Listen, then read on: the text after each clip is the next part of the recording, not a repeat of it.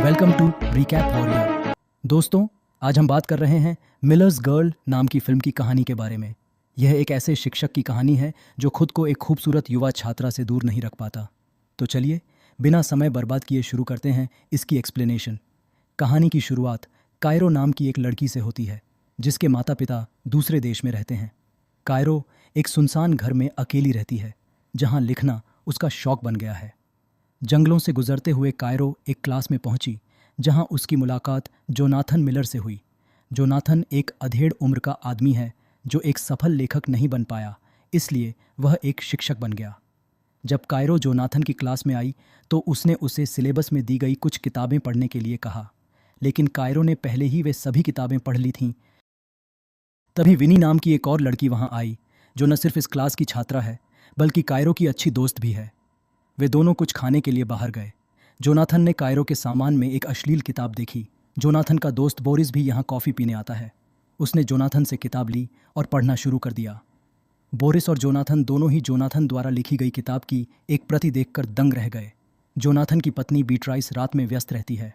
उसका ध्यान आकर्षित करने के लिए जोनाथन उसे बताता है कि आज क्लास में एक छात्र मेरी किताब पढ़ रहा था। तभी बीट्राइस को दोस्त एमी का फ़ोन आया, लेकिन कॉल के बाद बीट्राइस और जोनाथन साथ में शराब पीते हैं। जैसे ही वे करीब आए, बीट्राइस को फिर से कॉल आ गई और जोनाथन निराश हो गया। अगले दिन वह यह सब बोरिस को बताता है और बोरिस उसका मजाक उड़ाने लगता है। तभी वे दोनों कायरो को देखते हैं जो जंगल से आ रही है। पिछली रात से असंतुष्ट जोनाथन उसे बड़े ध्यान से देख रहा था। उसने कायरो से पूछा, क्या तुम्हें जंगल से आने में डर नहीं लगता? कायरो का जवाब था कि मैं उन जंगलों में सबसे डरावनी चीज़ हूँ। यह सुनते ही जोनाथन हंसने लगा। स्कूल में विनी अपनी किताबें गिरा देती है। बोरिस जानता था कि उसने ऐसा जानबूझकर किया है, इसलिए वह विनी से पूछता है, बताओ तुम्हें क्या चाहिए?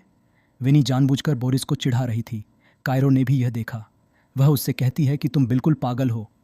फिर वे दोनों कायरो के घर गए। कायरो अपने कॉलेज एडमिशन के एक सवाल से परेशान थी जिसमें उसे अपने जीवन की सबसे बड़ी उपलब्धि के बारे में बताना था। उन दोनों ने बहुत सारी बातें की, लेकिन उनमें से कोई भी अनोखा नहीं था। फिर विनी ने कहा कि तुम्हारा अपने टीचर के साथ अफेयर है और फिर उसके बारे में कुछ लिखती हो। कायरो कहती है कि जोनाथन मुझसे 20 साल बड़ा है, लेकिन विनी उसे समझाती रही, कहती रही कि अब यह सब सामान्य बात है और जोनाथन भी एक अच्छे सज्जन व्यक्ति थे। कायरो के लिए पहली बार के लिए एकदम सही। विनी ने कायरो के सामने जोनाथन के बारे में बात करना शुरू कर दिया। वह कायरो को क्लास में कैसे देखता है। कायरो को यह सब सुनकर शर्म आ रही थी। जोनाथन में उसकी दिलचस्पी बढ़ गई। अगले दिन से कायरो जोनाथन को घूरने लगी। जोनाथन उसके पास आता है और उसे क्लास के बाद मुझसे मिलने के लिए कहता है। क्लास के बाद जोनाथन बोरिस को डिनर पर आमंत्रित करता है। बोरिस डांस स्टेप करते हुए वहाँ से चला गया। उसके जाने के बाद जोनाथन उस स्टेप को ट्राई करने लगा। तभी कायरो वहाँ आ जाती है। वे दोनों हंसे और इस बात को एक तरफ रख दिया। कायरो जोनाथन द्वारा लिखे गए पैराग्राफ से इतना प्रभावित हुई कि उसे वह पूरी पंक्ति एक एक करके याद होती है। जोनाथन ने यह भी देखा कि उसने उसके पैराग्राफ पर ध्यान दिया और वह खुश था। जोनाथन चाहता था कि कायरो अपने पसंदीदा लेखक की शैली में एक छोटी कहानी लिखे। अगर वह ऐसा करती है तो जोनाथन उसे मिड टर्म में पूरे अंक देगा। कायरो ने तुरंत हामी भर दी। उसने जोनाथन से कहा कि मैंने भी आपकी किताब पढ़ी है। कायरो को भी जोनाथन की तरह अपनी किताब की कई पंक्तियां याद थीं। जोनाथन भी यह देखकर प्रभावित हुआ। उसने कायरो को इस वीकेंड एक जगह इनवाइट किया जहां वो उसके काम के बारे में चर्चा करेगा। रात को जोनाथन और उसकी पत्नी डिनर पर गए। विनी उनका ऑनर्डर लेने आई। बीट्राइस ने जोनाथन से पूछा कि क्या यह वही लड़की है जिसके बारे में तुम बात कर रहे हो? जोनाथन ने कहा नहीं, वह कायरो है। लेकिन यह स्पष्ट था कि बीट्राइस को कायरो में जोनाथन की रुचि से जलन हो रही थी। उसने अपना गुस्सा निकालने के लिए बोरिस के सामने जोनाथन का अपमान करना शुरू कर दिया।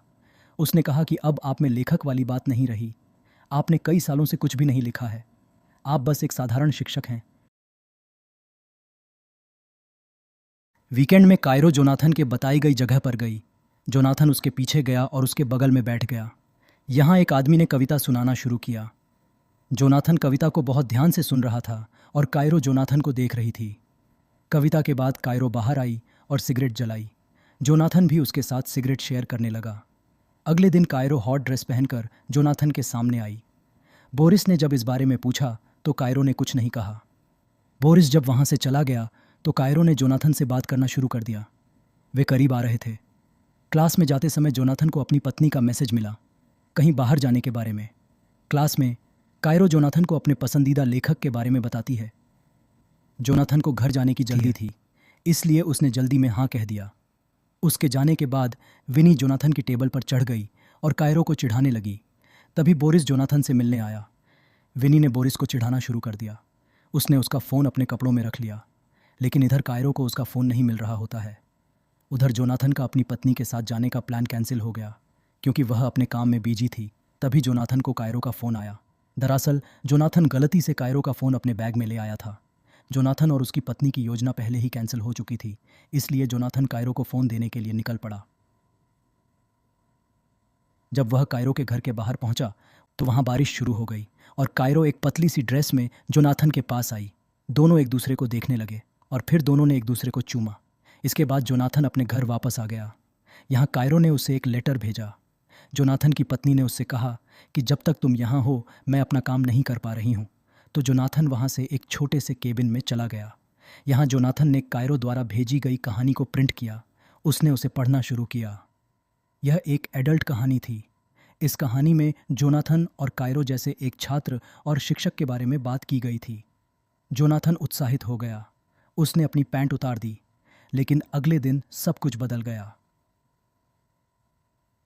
जोनाथन ने कायरो को पहले की तरह नहीं बुलाया। कायरो ने उससे पूछा कि क्या हुआ। जोनाथन ने कहा कि उसे उसकी कहानी बिल्कुल पसंद नहीं आई, उसमें बहुत सारी गलतियां हैं। जब कायरो ने कहा कि यह सब हमारे बारे में है, जोनाथन ने साफ कहा कि हमारे बीच कुछ भी नहीं है। हम सिर्फ एक शिक्षक और एक छात्र हैं और कुछ नहीं। यह सुनकर कायरो का दिल टूट गया। जोनाथन ने उससे कहा कि या तो इसे फिर से लिखो, नहीं तो मैं तुम्हें बीच में फेल कर दूंगा। कायरो और भी ज्यादा नाराज हो गई।